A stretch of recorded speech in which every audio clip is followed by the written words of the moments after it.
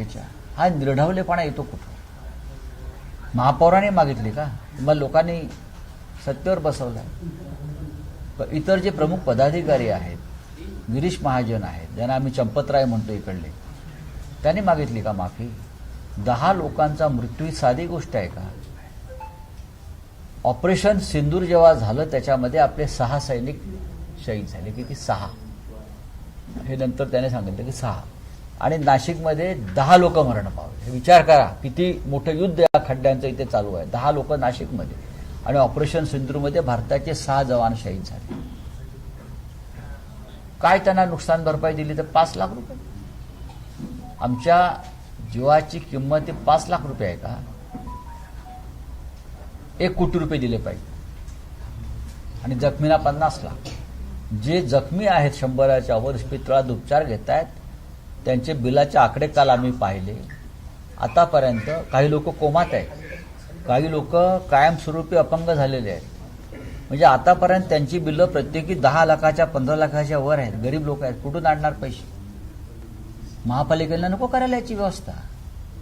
आता महापालिका असं म्हणत आहे की आम्हाला ती मर्यादा आहे, त्याच्या पलीकडे आम्ही देऊ शकत नाही. ठेकेदारांच्या घरी जा, त्यांच्या कपाटात जे पैसे तुमच्या कमिशनचे पडलेले आहेत ते घ्या आणि द्या. मुळात इकडले ठेकेदार कोण आहेत?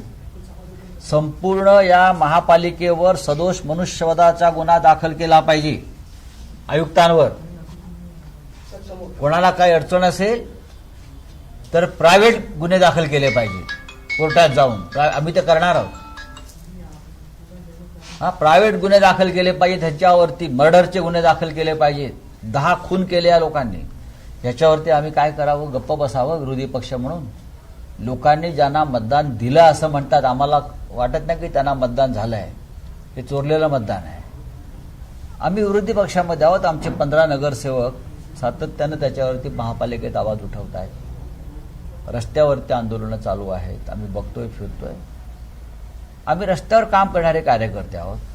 आणि आम्ही आता काल आदित्यजी चाकणला गेले, पुण्यात गेले. आम्ही फिरतो आहोत, बघतो आहोत. लोकांसमोर मांडणं हे आमचं काम आहे. आजचा मोर्चा हा त्या दृष्टीनं नाशिककरांच्या सुरक्षेसाठी.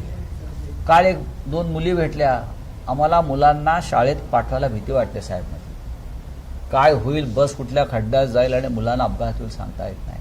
ही परिस्थिती आहे नाशिकची. याच्यावरती कोणी संवेदनशील मनानं बोललंय का? हे जे नाशिकचे आयुक्त आहेत ना, त्यांची ताबडतोब इथून बदली केली पाहिजे. कुणी आणलं तर नाही. ते काय त्यांच्या